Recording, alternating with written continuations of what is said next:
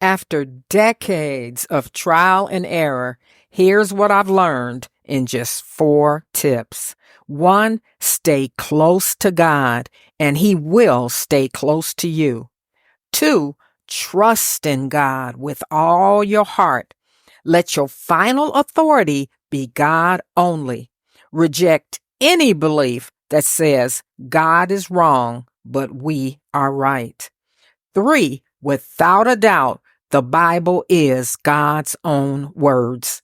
Believe the word of God.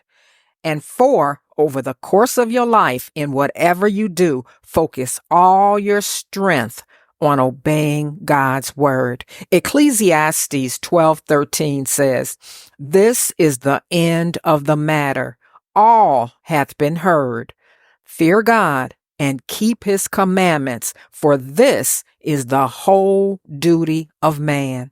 And in Mark 9:23, Jesus said, anything is possible if a person believes.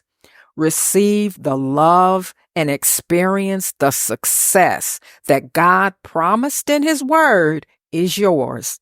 Become the strong and noble person you were created to be. You may lose a battle, but you are guaranteed to win the war. God bless you.